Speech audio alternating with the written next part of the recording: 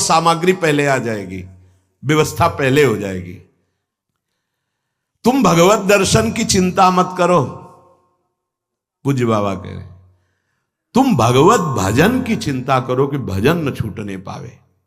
यही जीवन में लक्ष्य रहा है और यही ग्रंथ बाल्यावस्था से हमारा आदर्श रहा है, जिसको आप सुन रहे हैं। घर में हो या रास्ते में हो या बाहर हो, एकांत में हो या समाज में हो, कहीं भी यदि तुम हो, तुम्हारा स्नेह आराध्य देव से लगा रहे, यही तुम्हारी साधना है। हम बार बार उनका स्मरण करते हैं, उनके चरणों की वंदना करते हैं। पूज्य स्वामी श्री सुरेशानंद जी महाराज तरी गंगा के किनारे, वो नैमिषारण्य की मंडली कुछ दिन साथ रहे, तो मंडली के सहित गए।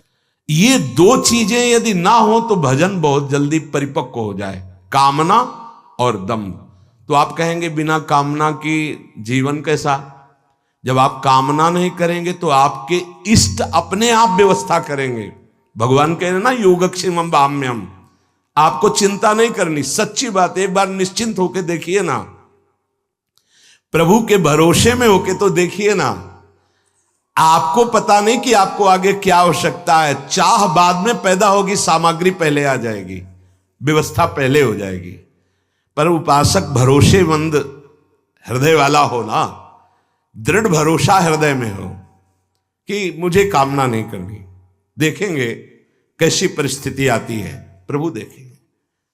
दूसरा दम्भ, जो अंदर है नहीं वो नहीं करना चाहिए। जैसे 4 लोग दर्शन करने के लिए आ रहे, वैसे तो ऐसे बैठे थे, ये दम्भ कहा जाएगा। आप क्यों संभले? यदि संभले बैठे होते तो संभले होते। दर्शन करने आ रहे बोल, ये क्यों किया? क्यों किया? अगर ऐसे ही बैठे होते तो ऐसे बैठे होते, जैसे थे वैसे ही, कोई नाटक नहीं, दम्भ नहीं। अरे माला लो जल्दी, माला गए से माला डाल के बैठ गए। कोई भी बनावटी, कोई भी दिखावटी पना साधक के जीवन में नहीं हो। बाबा बहुत उच्च कोटि के महापुरुष। प्रारंभ में साधक को ये 2 बाधाएं ज्यादा सताती हैं। साधक को पहले तो सब बाधाएं बाधाएं, जब साधना में चला तो 2 बाधाएं, एक कामना किसी सिद्धि आदि की, और या एक दंभ दिखाने आदि का। महापुरुषों का जीवन बड़ा निरपेक्ष पाया गया। हम बार बार उनका स्मरण करते हैं, उनके चरणों की वंदना करते हैं। पूज्य स्वामी श्री सुरेशानंद जी महाराज तरी गंगा के किनारे, वो नैमिषारण्य की मंडली कुछ दिन साथ रहे, तो मंडली के सहित गए। और इतने आनंदित, दिगंबर रहते थे। जब कोई माता बहन आ जाती थी तो एक अचला ऐसे डाल लेते थे, ऐसे बस। पूरा प्रकृति का वार खुले शरीर से सहते। धन्य है ऐसे महापुरुष। मतलब हृदय आनंदित हो जाता है उनका स्मरण करके।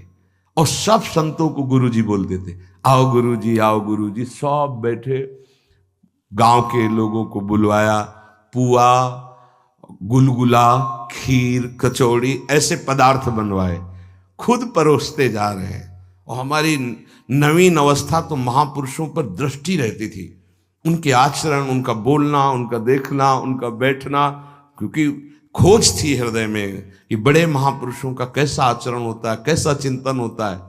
खूब सबको बार बार, अरे आप और लीजिए और लीजिए, सबको पाया, पा लिए। सब तो अपने अपने आसन पर विराजमान। हमारे की महाराज जी का निवास स्थान कहाँ है? तो कहा वो यहाँ तो नहीं, वो पीछे गुफा है उसमें रहते हैं। उनका जाने में कोई निषेध तो नहीं? बोले संतों के लिए क्या निषेध है। चुपके से गए, शाम के गए थे, तो वही 8 बजे लगभग प्रसाद सबको मिला। अंदर गए तो अंदर जो दृश्य देखा, होश उड़ गए। दिगंबर, ठीक कुशासन, कुछ नहीं, केवल कुशासन, और हाथ में भरता आलू आदि का जो भी हो, और 2 रोटी हाथ में ऐसे, कोई पात्र नहीं, कोई वस्त्र नहीं। हमारे होश उड़ गए कि गुलगुला, पुआ, खीर, ये सब संतों को पवा के महाराज जी ऐसे। तो कहा महाराज, वो आओ आओ गुरुजी, ऐसे सब संतों को गुरुजी कह। महाराज जी ये क्या? हम लोग तो जवान साधु हैं, आपने खीर पुआ और सब पवाया, आप 2 रोटी और भरता आप ऐसे। अरे गुरु जी, हमारे नसीब में कहाँ है लिखा है। वो कह रहे थे हमारे नसीब में कहाँ लिखा है। अरे देखो गुरु जी, हम तो छोटे बच्चे साधक हैं ना, साधना उन महापुरुषों का चरित्र जो उम्र 75 वर्ष की लगभग, सिद्ध महापुरुष क्या कह रहे, हम तो छोटे बच्चे साधक हैं, अगर हम खीर पुआ पाएंगे तो, मतलब क्या कह रहे, उपदेश कि अभी छोटे बच्चे हो, खीर पुआ में मत फंसो। पूरा जीवन भगवदानंद में तृप्त ऐसे महापुरुष, दैन्यता की मूर्ति, कोई पाखंड, कोई दंभ, कोई छुपाव, खुला उनका जीवन, किताब की तरह खुला पवित्र जीवन। इसीलिए साधक को प्रारंभ में 2 से सावधान रहना चाहिए। पहला कामना और दूसरा दंभ। दंभ माने दिखावटीपना नहीं होना चाहिए किसी भी स्थिति, जैसे आप हैं। अच्छा, कोई राजी भी हो गया तो क्या देगा, नाशवान वस्तु, इसके लिए तुम निकले हो, वो तो तुम्हारे प्रारब्ध में होगी, तुम्हारे इष्ट अपने आप दे देंगे, तुम्हें दंभ करने की जरूरत क्या है। दंभ का स्वयं विरोध करे, नहीं तो साधु संग का प्रभाव नहीं पड़ेगा, और दंभ साधु संग से भी आपको विमुख कर देगा, हटा देगा। वास्तविक भजन तभी होगा जब दंभ और कामना 2 पर हमारी दृष्टि रहे कि ये हमारे अंदर ना आने पावे। दिखावटीपना और कामना, दंभ ये बहुत विचित्र होता है। दंभ बनावटी जीवन ये इतना प्रिय लगने लगता है कि वही सत्य भासने लगता है, दंभ ही सत्य भासने लगता है। ये बहुत छुप के आता है, ये भक्ति को भी रोग लग जाता है दंभ, ये ज्ञान को भी लग जाता है, ये रोग है सतमार्ग का, दंभ। इसलिए भजन करने वाले को इस दंभ से बहुत बचना चाहिए। भजन जहां दंभ लगा तो दिखावापन हो सकता है, लेकिन परमानंद के अनुभव का मार्ग नहीं बन पाया। ये बहुत कड़वा है परमार्थ के लिए। स्वार्थ के लिए तो मीठा लगने लगता है क्योंकि 4 लोग प्रभावित हो जाते हैं, पर सत्य मार्ग से भ्रष्ट हो जाता है पक्का। सत्य मार्ग से भ्रष्ट बिना परिपक्व अवस्था आए, साधक को पहले अपनी इंद्रिय और मन पर काबू करके भगवत प्राप्ति करनी चाहिए। फिर ये भगवान जो सेवा दे वो बात अलग है। ऐसे सेवा में, प्रपंच की सेवा में नहीं उतरना चाहिए जब तक भगवत प्राप्त ना हो जाए पक्का। तुम भगवत दर्शन की चिंता मत करो, पूज्य बाबा कह रहे, तुम भगवत भजन की चिंता करो कि भजन न छूटने पावे। यही जीवन में लक्ष्य रहा है और यही ग्रंथ बाल्यावस्था से हमारा आदर्श रहा है जिसको आप सुन रहे हैं। तुम भगवत दर्शन की चिंता मत करो, तुम भजन की चिंता करो, भजन न छूटने पावे। किसी प्रकार यदि आपका निरंतर भजन बन गया तो माया छूट जाएगी, और जब तक माया नहीं छूटती तो 2 बने रहते हैं, हम और ईश्वर। और जब तक हम और ईश्वर हैं तब तक माया गिराती रहती है। हम और ईश्वर अपनी ही सुदिना रही, एक रहे हो नंदलाल, अपनी ही सुदिना रही, एक रहे हो नंदलाल। भक्ति और एक सर्वम खलविदम ब्रह्म ने नानास्ति किंचन, एको ब्रह्म द्वितीयो नास्ति ज्ञान। ये जो दुनिया की बातें करते रहते हैं, ना ज्ञानी होते हैं, ना भक्त होते हैं, प्रपंची होते हैं, त्रिकाल में भगवदानंद नहीं प्राप्त कर सकते। जो दुनिया की बातें करते रहते हैं, इधर की बात, उधर की बात, इस पार्टी की बात, उस पार्टी की बात, द्वंद्वों की बात, प्रपंच की बात, कभी भगवत प्राप्ति नहीं हो सकती। ये दुनिया का प्रपंच वर्णन करने वाले ना ज्ञानी होते हैं, ना भक्त होते हैं, ना त्रिकाल में इनको भगवदानंद मिलेगा। तुम तो भैया भगवान नाम को अखंड रूप से पकड़ लो, पूज्य बाबा कह रहे हैं। बस इस दुनिया का चिंतन न होने पावे, श्वासा पलटे नाम बिन तो धिग जीवन संसार। अगर एक भी श्वास नाम के बिना जाए तो तुम्हारे अंदर जलन पैदा हो जाए, धिक्कार है, श्वास खाली कैसे चली गई। देखो भैया, चाहे ज्ञान हो या भक्ति, ये कोई खिलवाड़ की चीज नहीं है। ज्ञानी या भक्त कभी प्रपंच की बात नहीं कर सकता, पहचान है। ये केवल बाबा के शब्दों में कह रहे हैं। आवारा बुद्धि वाले ही दूसरों की निंदा स्तुति और प्रपंच किया करते हैं, न ज्ञानी न भक्त। अरे जिसको ये मालूम है कि संसार दुखालय है, वो क्यों इसका चिंतन करेगा, चाहे भक्त हो या ज्ञानी। जब हमें मालूम है कि हमको इस दुख में, संसार में नहीं फंसना, नित्य सच्चिदानंद सुख में जाना है, तो हम उसका चिंतन करें। जहां में जाना है, चित्त में निरंतर चित्तचूर प्रभु का चिंतन बसा लेना, यही परम वैराग्य की स्थिति है। घर में बाहर पंथ में कहूं रहे यह देह, तुलसी सीताराम सो लाग्यो रहे स्नेह। घर में हो या रास्ते में हो या बाहर हो, एकांत में हो या समाज में हो, कहीं भी यदि तुम हो, तुम्हारा स्नेह आराध्य देव से लगा रहे, यही तुम्हारी साधना है।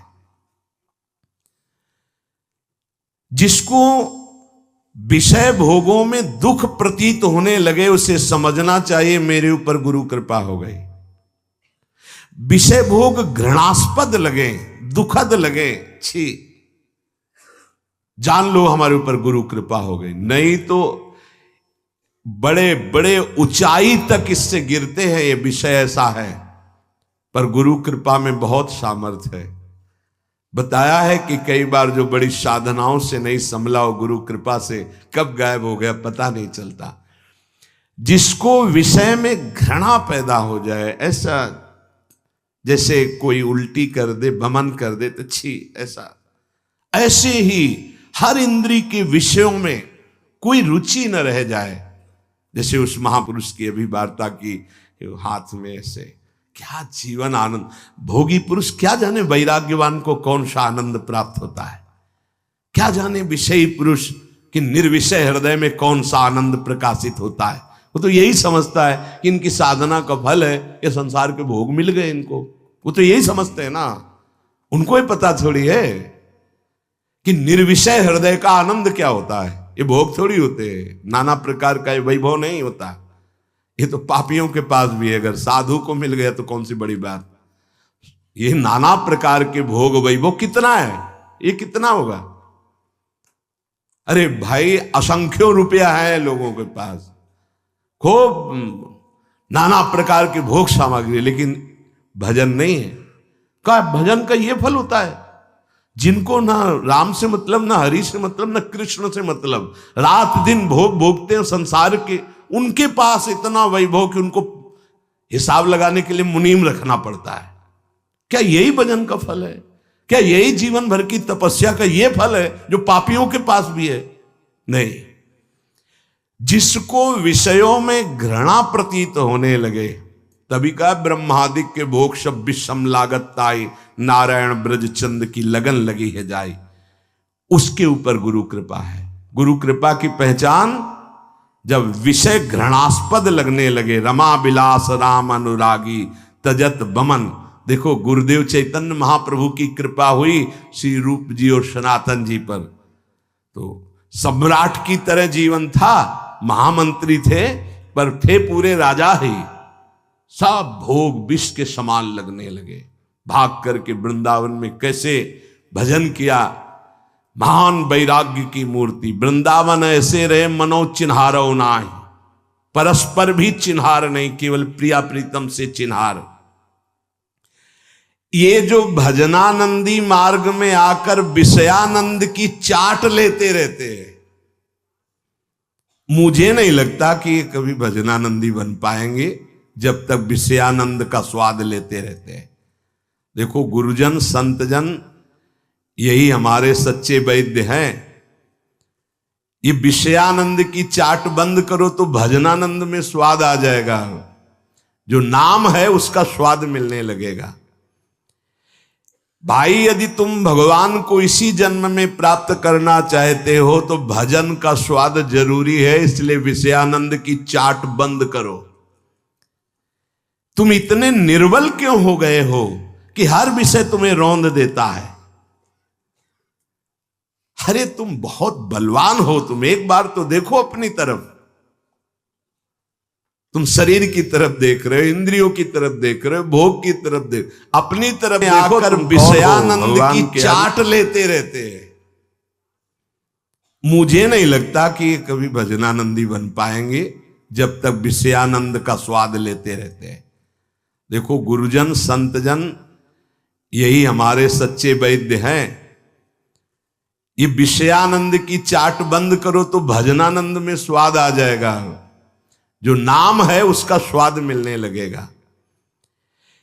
भाई यदि तुम भगवान को इसी जन्म में प्राप्त करना चाहते हो तो भजन का स्वाद जरूरी है, इसलिए विषयानंद की चाट बंद करो।